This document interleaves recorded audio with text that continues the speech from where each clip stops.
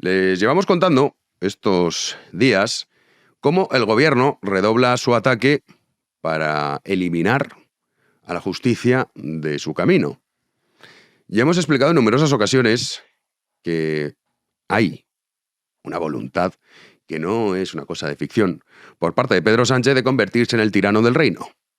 Y va poco a poco quitando pues todo aquello que le estorba. El último de todos será la monarquía. Esto es evidente. Pero ahora están muy centrados con el tema de la justicia. Y están redoblando su ataque. Comentamos lo de las acusaciones populares. No es ninguna broma. Si se aprueba esa reforma de la ley, automáticamente el caso de Begoña y el caso del hermano de David Sánchez desaparecen. Ahora conectaremos con Guadalupe Sánchez para que nos lo explique, porque también hoy tenemos otra noticia, en este caso por parte del Tribunal Constitucional, ese ente corrupto, que ha decidido apartar al magistrado Macías de la amnistía a petición del fiscal general del Estado. La mayoría progresista acuerda la recusación del miembro del bloque conservador, en este caso, en la cuestión de inconstitucionalidad presentada por el Supremo contra la ley de amnistía. Dicen que lo apartan porque es que, claro, él ya participó en un informe y entonces no. Lo que ocurre es que en otras ocasiones ha habido casos en los que el que ha participado en un informe, pero luego interesaba la votación de Conde Pumpido, sí que se le permitía participar. Es que muchas veces hablamos de Sánchez, y aquí lo decimos. Sin Conde Pumpido no hay nada de todo esto. Uno no sabe qué es lo que hace la oposición. Bueno, desgraciadamente sí. Feijóo pactar el tema de las reformas, de las pensiones, y diciendo que, oye, o me quitas lo de la acusación popular, o si no, la vivienda ya no. Y Abascal, que ya no sabemos si es residente fiscal en Hungría, o vete tú a saber dónde se encuentra. Pero nadie está señalando esto. Conde Pumpido es un tipo que, si se hace justicia en España, si conseguimos quitarnos de encima toda esta mafia, debe terminar en la cárcel. Porque sin él, nada de esto sería posible. Esto es lo que conocemos hoy. También conocemos cómo Bolaños salía a decir que, claro, que es que esto de las acusaciones populares, es que esto es una cosa llena de ultras. Encima hoy mala noticia para Begoña, porque han admitido la querella presentada por Vox. Y también va a formar parte de la investigación, claro. Esto es lo que ellos quieren evitar. Y, repito, si consiguen aprobarlo, y si no hay una reacción popular, el caso de Begoña y el caso del hermano de Pedro Sánchez, entre otros, quedarían suspendidos. Bueno, pues Bolaños decía que sí, claro, que esto es lo que ocurre en los países de nuestro entorno. La proposición de ley que presentó el Partido Socialista para regular la acusación popular va en línea con esa limitación de la acusación popular que han expresado organismos tan importantes como el Consejo General del Poder Judicial, el Tribunal Supremo o el Tribunal Constitucional. Y es que es necesario regular la acusación popular porque en este momento es una feria de ultras con ganas de publicitarse. Y por tanto tenemos que regular esa acusación popular y tenemos que ponerla en línea con lo que sucede en el resto de países de Europa. Claro, uno podría decir, bueno, pues es que esto es como lo que pasa en Europa. No, pero es que en Europa no tiene un fiscal general del Estado al servicio del gobierno, que es lo que tenemos aquí. No existe ningún caso en el que un fiscal general del Estado que está imputado por presuntamente haber cometido un delito siga en su puesto. No existe tal caso. No existe ningún caso de un fiscal general del Estado que dice nosotros, refiriéndose a él y al gobierno. No existe. Y por eso sí que existe en España el tema de las acusaciones populares, claro. Ya más de 5 años en el gobierno. Y justo ahora es cuando les interesa. Están buscando la impunidad para la familia de Sánchez. ¿Qué se diferencia eso de un régimen totalitario? Nada. Nada, nada. Si ya, como hemos explicado no solo en este programa, sino también en pedazos de historia, ni esos reyes absolutistas tan terribles tenían tanto poder como tiene Pedro Sánchez ahora mismo. Lo único que necesita es acabar con la justicia, controlarla. Ya tenemos el fiscal, que es un ministro más, y para ello aprobar esta ley. Y a los nacionalistas les va a dar, vamos, lo que sea. Porque lo que está en juego no es ya solo la supervivencia de Moncloa, sino que no le pillen incluso a él. Hermano, mujer y Sánchez también. Se quiere blindar, se quiere adelantar. Pues bueno, esto es terrible. Yo comprendo que no será un tema que despierte entusiasmo, porque es aburrido, sí, desde luego, hablar de todas estas cosas, de las instituciones, la justicia. Mucho más divertido hablar de la sociedad de espectáculo, de cualquier chorrada que uno pueda encontrar en Twitter, pero lo cierto es que esto es extremadamente grave. También reaparecía el fiscal, que lo hacía para decir que nos tenemos que acostumbrar. La Fiscalía es noticia, que el Fiscal General del Estado es noticia, y también a eso nos vais a tener que acostumbrar cuando trabajéis, también os vais a tener que acostumbrar a que las relaciones con los medios de comunicación y las relaciones con los ciudadanos son una parte muy importante de nuestro trabajo. Por lo tanto, bueno, esto es un pequeño homenaje, un pequeño ejemplo de lo que nos viene. De lo que nos viene. No es ninguna broma. Este año, el año 2025, va a ser esto. Porque al final, Sánchez, la única oposición real que tiene, es la de los jueces. Un puñado de ellos. Y es un pulso entre la justicia y Sánchez. Si Sánchez sale victorioso, queridos amigos, no habrá nada que hacer. Si se aprueba esta ley y la gente no sale masivamente a la calle, y no ir a Ferraz, sino a Moncloa y al Constitucional, que poco se dice el papel siniestro de Conde Pumpido, España, de facto, estará al servicio de un solo hombre, de Pedro Sánchez. Esto es de lo que va el asunto, y no es ninguna exageración. Ninguna. Y mientras pasa el tiempo, Sánchez sabe que juega en su contra, y que hay que hacer lo que sea cuanto antes para impedirlo. A esto nos enfrentamos. Y no es ninguna exageración. Vamos a conectar ya con Guadalupe Sánchez. La saludamos. ¿Qué tal, Lupe? ¿Cómo estás? Hola, ¿qué tal, Jano? Muy bien. Bueno, ya sabes que cuando pasan este tipo de cosas, primero el público te requiere, y nosotros también. Entonces, ¿qué te parece si empezamos con el tema del Constitucional? Porque claro, uno lee y dice, pues sí, apartan al magistrado Macías, a petición del fiscal, pero son de estas noticias que decían, no, la gente habla del Consejo General del Poder Judicial. La verdad es que no, pero tienen gran importancia. Pues sí, bueno, el tema del Constitucional.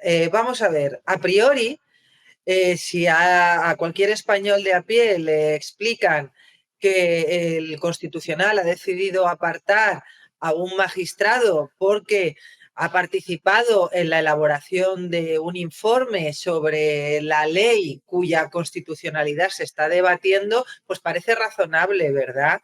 En principio a mí no me supondría ningún problema que el Constitucional aparte a uno de los magistrados, en este caso, qué casualidad, crítico con la ley de amnistía como Macías, porque su imparcialidad queda en entredicho al haber participado de un informe contra la ley de amnistía o crítico con la ley de amnistía cuando era vocal del Consejo General del Poder Judicial. ¿Sabes cuál es el problema, Jano?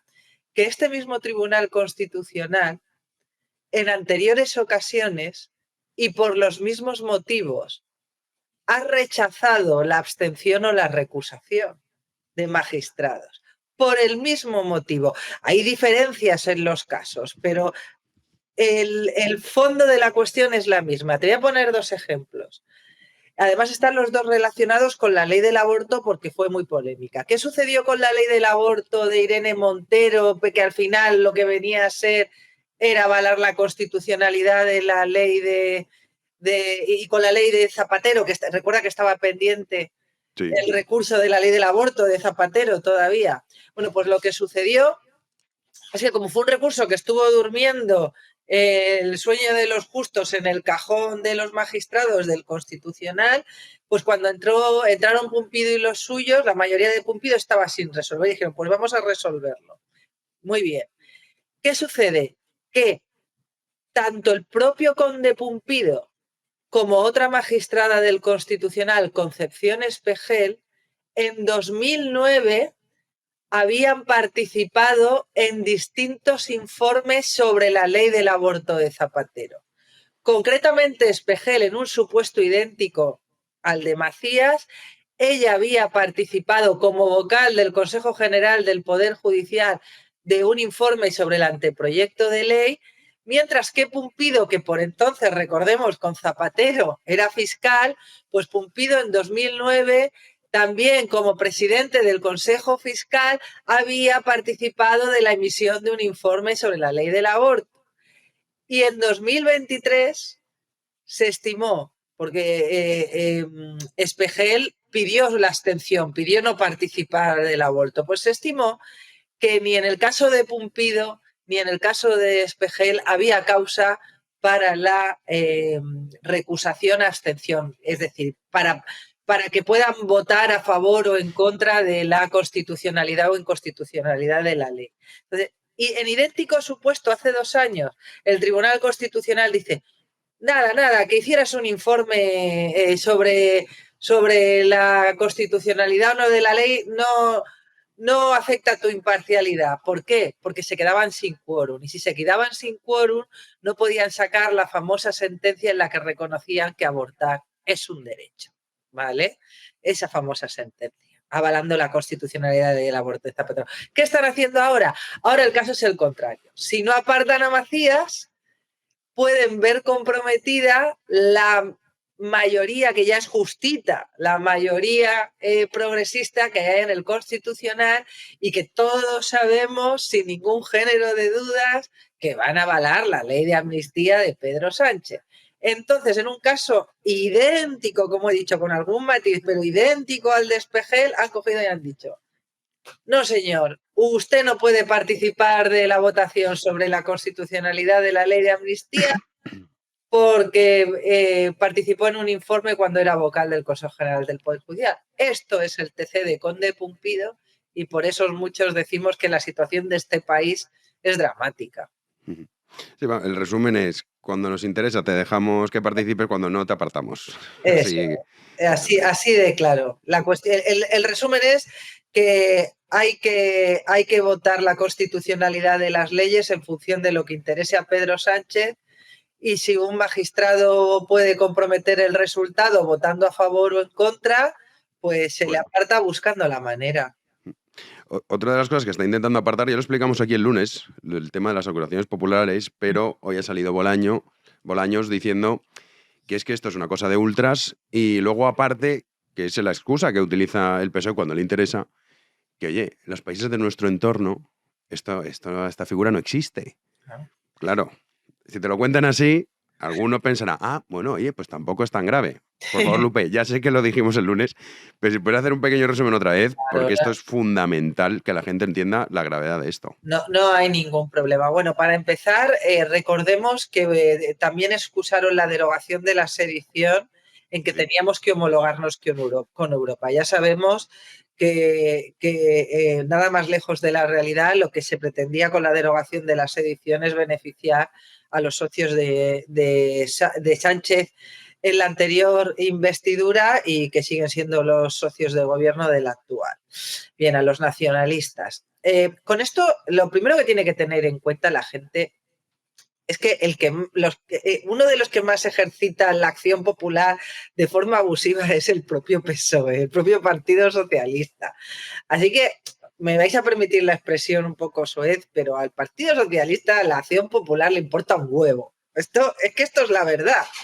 Al Partido Socialista lo que le interesa es que ha encontrado una forma de disfrazar de lo que no es una ley para conseguir la impunidad de Begoña Gómez y de David Sánchez por la puerta de atrás. ¿Vale? Eso es lo que de verdad le interesa a ellos y es lo que pretenden con la acción popular. Lo de que nos tenemos que homologar con Europa y tal. Ahora voy a explicar por qué no es que sea falso, es por qué nosotros tenemos esa figura jurídica que no hay en otros países de Europa, pero es que de verdad no es el motivo por el que lo hacen. Mira, para empezar, el constituyente era muy consciente de que tal y como habían configurado a la Fiscalía General del Estado, sus vínculos con el Ejecutivo eran demasiado estrechos como para garantizar que se fueran a perseguir todos los delitos, en especial los delitos de corrupción, los delitos contra la administración pública. ¿A qué es debido? Bueno, la gente no sé si sabe que en España al fiscal general del Estado lo nombra el Consejo de Ministros el presidente del gobierno lo nombra el Consejo de Ministros, lo nombra el gobierno y cesa cuando cesa el gobierno. Es decir, que si mañana se convocan elecciones, Álvaro García Ortiz deja de ser fiscal general del Estado. Entonces hay que decir que el vínculo del fiscal general del Estado con el Ejecutivo es muy estrecho. ¿Qué es lo que sucede? Que luego dentro de la propia Fiscalía se rigen por un principio que está consagrado en la propia Constitución también, que es el de jerarquía. Es decir, para que la gente entienda qué es jerarquía, significa que cualquier fiscal tiene que obedecer las órdenes de su superior jerárquico, con la excepción de órdenes que puedan determinar la comisión de un delito, ya sabemos. Pero si tu superior te dice el enfoque de este asunto tiene que ser así, pues el enfoque de este asunto tiene que ser así, y si no obedeces, pues olvídate de prosperar en la carrera fiscal, o incluso puedes ver comprometido tu modo de vida, tu sueldo. Entonces, claro, el constituyente era consciente de esto. Era consciente de que tienes al jefe de la fiscalía, que es el último responsable de dar órdenes a todos los subalternos, vinculado al ejecutivo. ¿Y qué se temía? Pues que hubiera algún delito que por ese motivo no se fuera a perseguir como se debe. Entonces consideraron que había que promover la participación de los ciudadanos en la administración de justicia, concretamente en el proceso penal, donde rige el principio acusatorio, es decir, si nadie acusa, tú no puedes investigar ni procesar a nadie.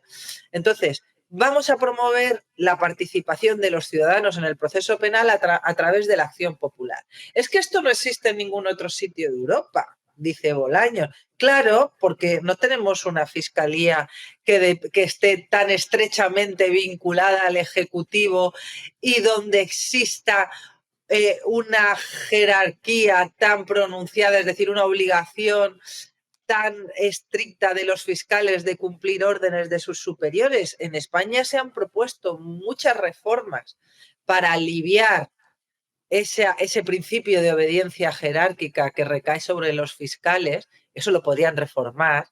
Y fíjate, eso no lo reforman. Quieren reformar el 125 de la Constitución, la acusación popular, pero la dependencia jerárquica, no, eso no lo van a tocar.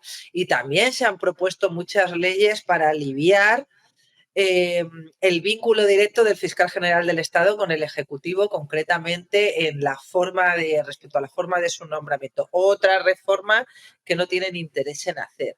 Entonces, lo que la gente tiene que tener muy claro para acabar con el rollo es que, primero, que la acusación popular es la excusa. Ellos estaban buscando una manera de acabar con los procesos contra Begoña Gómez y contra David Sánchez, el maestro Azagra, como dice Rubén, porque has visto que basta seguir la prensa para ver que se está complicando mucho. Hoy, de hecho, la audiencia ha obligado, ha estimado un recurso de Vox sobre otra querella más sobre el tema de la cátedra de Begoña Gómez, que va a pasar a investigar Peinado. Y lo único que le interesa a Sánchez aquí es que eso se archive, porque si de verdad quisieran reformar la acusación popular, no tendrían que haber introducido, o no habrían introducido en esa reforma una disposición transitoria para que la ley se aplique a todos los procedimientos en curso cuando entre en vigor. Si tú quieres reformar la acusación popular, dices a todos los procedimientos que se inicien a partir de la entrada en vigor de la ley. Entonces, eso no afectaría a lo que ya está en marcha. Ellos quieren que afecte a lo que está en marcha porque mucho ultra, mucho patatín, mucho patatán y mucho hablar de la democracia, pero lo único que están buscando aquí es la impunidad del entorno de Pedro Sánchez, de la familia y del entorno, incluso del propio Pedro a futuro. Claro. Sí, porque si esto lo consiguen aprobar, automáticamente el caso Begoña, el caso del hermano de Sánchez, se siente. Y así es, a ver si la fiscalía decide que se tiene que investigar, ¿no? Que ya sabemos. Tú sabes que en esos procedimientos la fiscalía, a la que le correspondería llevar el protagonismo de la acusación, lo que está haciendo es actuar como abogado defensor, que ya sabes que hasta de manera inédita, yo no recuerdo ningún otro asunto no sé si el caso Nos, pero mira, precisamente tenemos que irnos al caso Nos. De manera inédita, la Fiscalía recurrió la imputación tanto de Begoña Gómez como la de David Sánchez. Qué casualidad que los dos tienen un vínculo muy estrecho con el presidente. Entonces, la gente tiene que tener claro que esto no tiene nada que ver con el uso abusivo de la acusación popular, que se puede controlar de muchas maneras, empezando por expulsar a los partidos políticos de algunos procesos y reforzando el tema de la condena de cosas. Se pueden hacer muchas cosas. No tiene nada que ver ni con la acusación popular ni con Europa. Esto con lo que tiene que ver es con la impunidad. Y esto es fundamental. Y para acabar, Lupe, una pregunta. Imaginemos que esto lo aprueban, que ya veremos lo que le dan a Puigdemont y compañía para sacar adelante esta ley, que será todo. Porque claro, esto es lo que está en juego. Hablamos, es verdad, de la mujer y del hermano, pero el propio Sánchez también en un momento dado. Exacto. ¿Qué podría hacer la justicia? Igual que ha pasado con la amnistía, que han dicho, vale, muy bien, tú vas por aquí, nosotros, porque esto al final es una guerra entre la justicia y Pedro Sánchez, es que no hay más. ¿Qué podría hacer para evitarlo? Para que no se vayan de rositas. Si es que hay algún mecanismo. Los hay, los hay. Bueno. Bien, hay dos mecanismos. Uno que ahora mismo es una vía muerta, que es plantear una cuestión de constitucionalidad, ¿vale? Una cuestión previa de constitucionalidad, es decir, es que yo considero que esta ley es inconstitucional y hasta que no resuelva el constitucional si estos artículos o incluso la totalidad de la ley es constitucional, yo dejo en suspenso el procedimiento y no la aplico. Pero para mí eso es un camino cuyo recorrido ya sabemos cuál es. Entonces, hay otra vía que para mí es más eficaz. No sé si recuerdas que hace poquito el Tribunal de Justicia de la Unión Europea recordó una jurisprudencia que nos vino muy bien de cara a todo lo que acontecía con la ley de amnistía, y es que un juez nacional no tiene obligación de aplicar el derecho interno, el derecho nacional, si considera que es contrario al europeo. Y puede plantear algo que se llama una cuestión prejudicial, ¿vale? Que eso sí que se plantea directamente ante el Tribunal de Justicia de la Unión Europea. Para que la gente me entienda, si un juez nacional que tiene un asunto de corrupción que tendría que archivar tras la aprobación de esta ley que reforma la acusación popular, considera que eso es contrario al derecho europeo. El derecho europeo es que basta invocar el Tratado de la Unión Europea cuando habla de el artículo 2, el Estado de Derecho, la primacía del Estado, del rule of law, ¿vale? Pues si considera que es contrario a los tratados europeos, al derecho europeo, puede plantear una cuestión ante el Tribunal de Justicia de la Unión Europea, es decir, puentear al propio Tribunal Constitucional, ¿vale? Y no aplicar la ley hasta que se pronuncie el Tribunal de Justicia de la Unión Europea, ¿de acuerdo? Pero claro, el mal ya lo tenemos hecho, el mal ya está ahí. Tú tienes que dejar la causa suspendida. Recordemos lo que pasó con Llarena y la orden de detención que lo planteó, ¿lo recuerdas? Pues ya tienes que dejar el tema durmiendo mientras se pronuncia el Tribunal de Justicia de la Unión Europea, que además es un procedimiento que es lento y complicado, Así que lo que hace falta de verdad, Janos, ¿verdad? ¿Qué podemos hacer? Pues lo que tiene que hacer la sociedad española es despertar de una puñetera vez, interesarse por estos temas, que sí, que es muy divertido ver al David declarando ante el juzgado y a Begoña con los vídeos del fundraising y estamos todos muy entretenidos con el Vito Quiles, con no sé qué, con todos estos temas de guerra cultural, pero como yo digo, llega un momento que, y los venezolanos lo saben bien, llega un momento que no hay vuelta atrás. Y nosotros cada vez estamos más cerca de ese momento. Entonces, me vas a permitir, a ver si salimos de una puñetera vez a la calle, pero sin parar, sin pausa, para que primero, que este señor convoque elecciones y luego a ver si también tenemos una oposición que merezca dicho nombre, porque ¿sabes cuál es el verdadero drama, Jano? Que lo único que molesta a la oposición de esta reforma de la acusación popular es la disposición transitoria que afecta a David y a Begoña. Si no fuera por eso, no les parecería ni que tan mal, porque ellos van a ser los primeros beneficiados. Porque lo que quieren es poner impedimentos para que cualquier ciudadano pueda perseguir un caso de corrupción. Eso es lo que verdaderamente gusta de esta ley a todos los partidos del espectro político. Y es un drama, es un drama.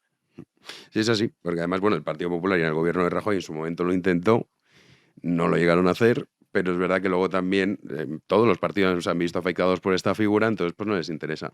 Ahora tenemos el acuerdo con la reforma de las pensiones, Lupe.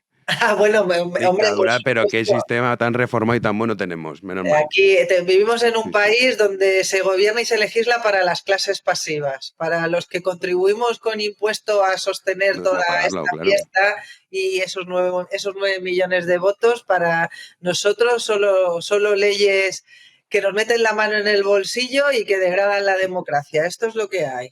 Sí. Bueno, a los pensionistas también le sacan cada vez más pasta, ¿eh?